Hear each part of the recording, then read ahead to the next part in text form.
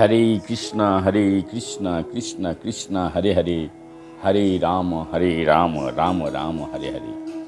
हर एक मंदिर वृंदावन से प्रतिदिन के भांति हमारा जो जगन्नाथ जी, छोटी सी जगन्नाथ, बलदेव, सुभद्रा और सुदर्शन जी तथा साथ में लड्डू गोपाल की और गदाधर जी का पूजित किया गया श्री राधा श्याम सुंदर जी का विग्रह का चित्रपट तथा वृंदावन से श्री चैतन्य मिशन के राधा वृंदावन चंद्र जी का विग्रह का चित्रपट एवं नारायण शिला और गोवर्धन गिरिराज जी महाराज जी के चित्रपट पर हम डेली जो सेवारत हैं उसी के दर्शन के साथ हमारा एक छोटी सी कथा प्रतिदिन आप सभी के चरणों में हम निवेदन करते हैं। तो आज काफ़ी दिन से हम इस दर्शन को आप लोगों को करा नहीं पा रहे हैं क्योंकि मैं घर से बाहर हूँ। तो आज मैं व्यवस्था किया हूँ किसी तरीके से कि घर का दर्शन आप लोगों को कराऊं और मेरा जो छोटी सी कथा है यूट्यूब के माध्यम से, क्योंकि वो जो प्रचार है करो प्रचार हरि नाम सार, ये भी प्रोग्राम और घर एक मंदिर का जो प्रोग्राम है ये निश्चित रूप से बहुत सारे लोगों को अच्छा लगते हैं, क्योंकि लोगों ने काफ़ी फीडबैक मेरे को दे रहे हैं, प्रभु क्यों बंद हो गया। मैं अभी घर से वृंदावन से बाहर हूँ तो फिर भी मैं कोशिश कर रहा हूँ। तो आज हम चैतन्य चरितामृत से गोपीनाथ पट्टनायक एक चरित्र हैं, उनका उद्धार कैसे हुआ ये हम बताएंगे। भावानंद राय के पुत्र गोपीनाथ पट्टनायक सरकारी नौकरी में थे, किंतु उसने कोषागार से कुछ धन आत्मसात कर लिया, यानी चोरी कर लिया। इसीलिए राजा प्रताप रुद्र के सबसे बड़ा पुत्र बड़ा जना ने उसे मृत्यु दंड का आदेश दे दिया। फलस्वरूप गोपीनाथ पट्टनायक को मारने के लिए एक सूली पे चढ़ाया गया, चांग कहते थे, चढ़ाया गया, किंतु श्री चैतन्य महाप्रभु की कृपा से उसका उद्धार हो गया कि अगण्य धन्य चैतन्य गणना प्रेम बन्याय निन्न धन्य जन शांत मोरु सुस्वादुनुपतम। बहुत ध्यान से सुनिएगा। गौरांग महाप्रभु को कृपा जिस पर होता है तो किस तरीके से लाभ होता है। श्री चैतन्य महाप्रभु के असंख्य गौरा अपने अनुयायियों ने आभोग जनों के मरुस्थल जैसे हृदय में भी भावमय प्रेम की बाढ़ ला दी है।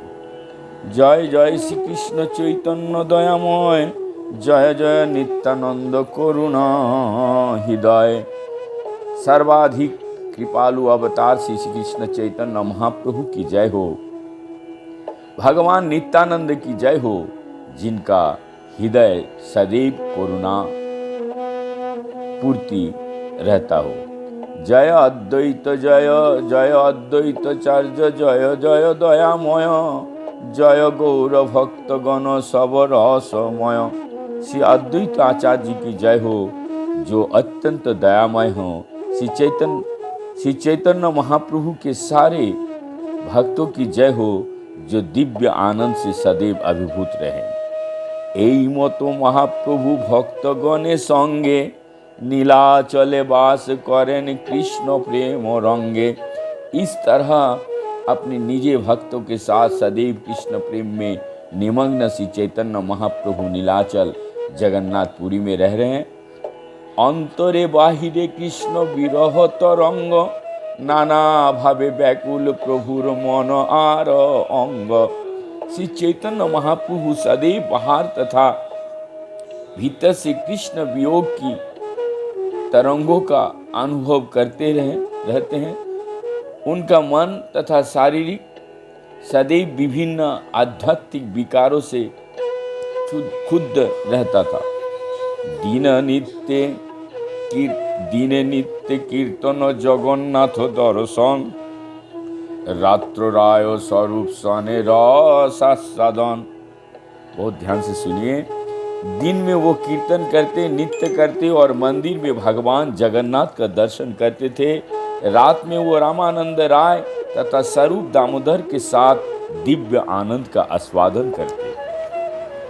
त्रिजगते लोको आसी करेन दर्शन, सेई देखे सेई पाय कृष्ण प्रेम धन।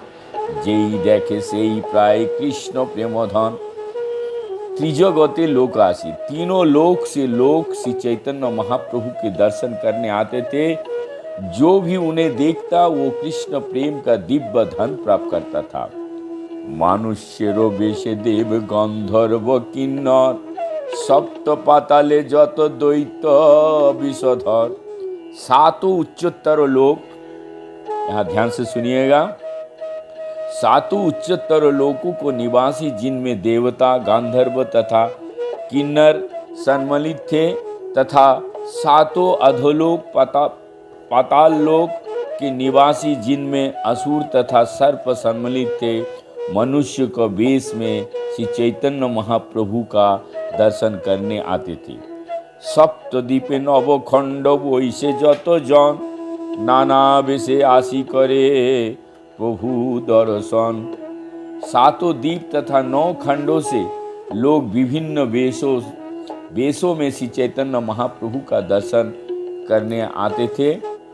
प्रहलाद बोली व्यास सुकयादि मुनि गण, आसी प्रभु देखी प्रेमे है अचेतन। यहाँ पर बहुत ध्यान से सुनिए। प्रहलाद महाराज, बलि महाराज, श्री व्यासदेव, सुखदेव गोस्वामी तथा अन्य अनेक बड़े बड़े मुनि श्री चैतन्य महाप्रभु को दर्शन करने आते थे। उनके दर्शन पाकर वे कृष्ण प्रेम में अचेत हो जाते थे। कुछ इतिहासवादों के मत अनुसार प्रहलाद महाराज त्रेता युग में पंजाब प्रांत के मुल्तान नामक स्थान में उत्पन्न हुए थे। उनका जन्म काश्यप वंश के राजा हिरण्यकशिपु के घर में हुआ था। प्रहलाद महाराजा भगवान विष्णु के महान भक्त थे, किंतु उनका पिता विष्णु का कट्टर विरोधी थे। इस तरह पिता तथा पुत्र की चेतना में अंतर था, इसीलिए असुर पिता प्रहलाद की तरह तरह की शारीरिक यातनाएं देते रहता था। जब वो यातना असह्य हो गया तो परम भगवान नृसिंह देव के रूप में प्रकट हुए और उन्होंने महान असुर हिरण्यकशिपु को वध किया। बलि महाराज प्रहलाद महाराज के पौत्र थे। प्रहलाद महाराज के पुत्र के नाम विरोचन था, जिनके पुत्र बलि हुआ। वामन के रूप में प्रकट होकर बलि महाराज से 3 पग भूमि मांगकर भगवान ने तीनों लोक पर अधिकार जमा लिया। इस तरह बलि महाराज भगवान वामन के महान भक्त बने। बलि महाराज के 100 पुत्र थे, जिसमें महाराज वान ज्येष्ठतम थे और अत्यंत प्रसिद्ध थे। वासुदेव महर्षि पाराशर के पुत्र थे। वासुदेव के अन्य नाम सत्यवताएं थे तथा कृष्ण द्वैपायन वदरायण मुनि वेदों के अधिकारी विद्वान होने के कारण उन्होंने मूल वेद का सुगमता के विचार से चारों विभागों में साम, यजु, ऋग तथा अथर्व में बांट दिया। वो 18 पुराण तथा ब्रह्मसूत्र एवं उसकी स्वाभाविक टीका श्रीमद् भागवत को लेखक हैं। वे ब्रह्म संप्रदाय से संबंधित हैं और नारद मुनि के प्रत्यक्ष शिष्य हैं। सुखदेव गोस्वामी वासुदेव का पुत्र है। वह ब्रह्म साक्षात्कार के प्राप्त ब्रह्मचारी थे, किंतु बाद में वो भगवान कृष्ण के महान भक्त बन गए। उन्होंने महाराज परीक्षित को श्रीमद् भागवत सुनाया। बाहिरे पुकारे लोग दर्शन न पाइया, कृष्ण कह बोलेन प्रभु बाहिरे आसिया। श्री चैतन्य महाप्रभु को न देख सकने के कारण जनता उनके कमरे के बाहर तुमुल ध्वनि करते थे। इस तरह से चैतन्य महाप्रभु बाहर आते और उनसे कहते, हरे कृष्ण का कीर्तन करो। प्रभुर दर्शने सब लोक प्रेमे भासे, এই মতো যায় प्रभु रात्रि दिवसे। सभी तरह तरह के लोग महाप्रभु को दर्शन करने आते और उन्हें देखने के बाद वो कृष्ण प्रेम में विभोर हो जाते हैं। इस तरह श्री चैतन्य महाप्रभु अपने दिन और रातों व्यतीत करते रहे। एक दिन लोक आसी प्रभुर निवेदिल, गोपीनाथेर बड़ जाना चांगाए चढ़ाइल। एक दिन सहसा लोग श्री चैतन्य महाप्रभु के पास आए और उन्हें बतलाया कि भावानंद राय के पुत्र गोपीनाथ पट्टनायक को राजा के ज्येष्ठ पुत्र बड़ाजन के मृत्यु दंड दे दिया है और उसे चांग पर चढ़ा दिया गया, सूली पर चढ़ाया। चांग अपराधी व्यक्ति के जान से मार डालने का एक साधन है। ये एक ऊंचा चबूतरा होता था जिस पर अपराधी व्यक्ति को खड़ा कर दिया जाता था। इस चबूतरा को नीचे से खड़ी तलवार होती थी। अपराधी व्यक्ति को नीचे तलवार के ऊपर फेंक दिया जाता था और इस तरह वो मर जाता था। किसी कारणवश गोपीनाथ पट्टनायक के मृत्यु दंड दे दिया गया और इसीलिए उसे चांग पर चढ़ा दिया गया, चांग पर खड़ा कर दिया गया था। तले खड़ा पाती तरे ऊपरे डरिबे, प्रभु रक्षा करें जबे तबे निस्तारिबे। उन्होंने बतलाया कि बड़े जना ने चबूतर के नीचे तलवार लगा दी है जिन पर गोपीनाथ को फेंक दिया जाएगा। हे प्रभु, यदि आप रक्षा करें तभी वो बच पाएगा। तो यहाँ पर गौरांग महाप्रभु को कारण अकारण कुछ नहीं बताया, लेकिन इस तरीके से बताया गया, ऐसे ऐसे हो गया। सब अंशे तुम्हारो सेवक भावानंद राय, तार पुत्र तुम्हार सेवक राखीते जुआय। भावानंद राय तो तथा उनके सारे परिवार आपके सेवक है, इसलिए ये सर्वथा उपयुक्त होगा कि आप भावानंद राय को पुत्र को बचा ले। प्रभु कहे राजा केन करय तारण, तबे से ही लोक कहे सब विवरण। प्रभु ने पूछा, किसे चैतन्य महाप्रभु ने पूछा, राजा उससे क्यों दंड दे रहा है, इसके कारण क्या है। इस पर लोगों ने सारी घटना प्रभु को सुनाया। गोपीनाथ पट्टनायक रामानंद भाई, सर्वकाल है तेह राज विषय। उन्होंने कहा, रामानंद राय के भाई गोपीनाथ पट्टनायक सदा से सरकार का खजांची रहे हैं। माल जट्ठ दंड पटे तार अधिकार, साधी पाड़ी आनी द्रव्य दिले राजादार। बहु माल जठा दंडपाट नामक स्थान में नौकरी करता था। वहीं वो संग्रह कर धन राजस्व एकत्र करता था और उसी सरकारी खजाने में जमा करता था।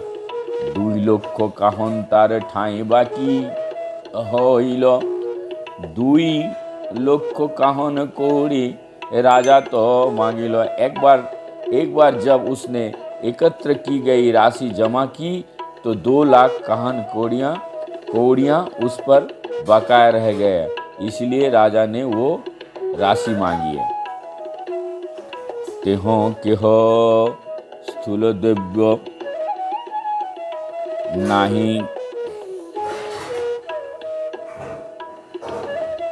नाही जे गणि দিব, क्रमे क्रमे बेची किने द्रव्य भरिब।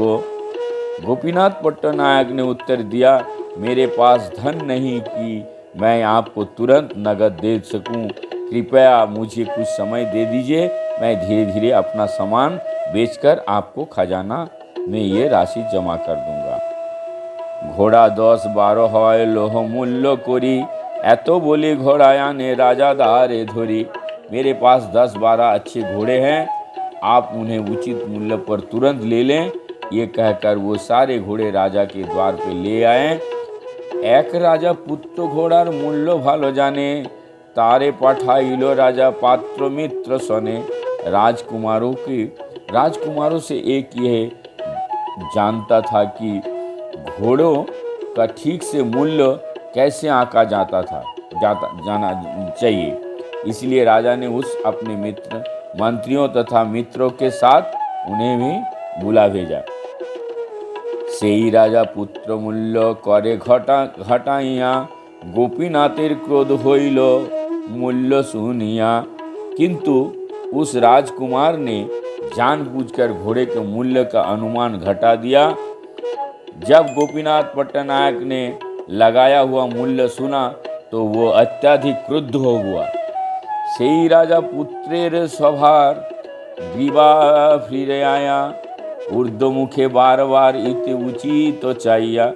उस राजकुमार को अपनी गर्दन घुमाने तथा आकाश की ओर ताकने की तथा बार बार इधर उधर देखने की आदत थी। तारे निंदा करी कहे सगर्व वचने राजा कृपा करे ताते भय नहीं मने। गोपीनाथ पट्टनायक ने उस राजकुमार की आलोचना की। वो उस राजकुमार से भयभीत नहीं हुए क्योंकि राजा उस पर अत्यंत दयालु रहता था। আমার ঘোড়ার গ্রীবা না ফিরিয়া উঠতে না হিচায় তাতে ঘোড়ার मूल्य घटी करिते ना जुराय। गोपीनाथ पट्टनायक ने कहा कि मेरे घोड़े कभी अपनी गर्दन नहीं मोड़ते या ऊपर नहीं देखते, इसलिए उनके मूल्य कम नहीं किया जाना चाहिए। सुनी राजपुत्र मने कुद्र उपजिल राजारो ठाई जाए बहु लगन करिल। ये आलोचना सुनकर राजकुमार अत्यंत क्रोधित हो गए। राजा के पास आकर उसने गोपीनाथ पट्टनायक के विरुद्ध कुछ झूठ आरोप लगाया। तो इसके बाद जो आरोप साबित होगा और गौरांगो महाप्रभु उनसे किस तरीके से उद्धार करेंगे, राजा का फैसला हो चुका है, मृत्यु दंड में दंडित होंगे। लेकिन हरे कृष्णा महामंत्र से क्या गौरांग महाप्रभु के कृपा लाभ किस तरीके से हुआ, ये हम कल सुनेंगे। तो इस पश्चात हमें आप सभी का यथार्थ आशीर्वाद और हमारे गुरु वर्ग, हमारे गुरुदेव जो जहाँ पे समस्त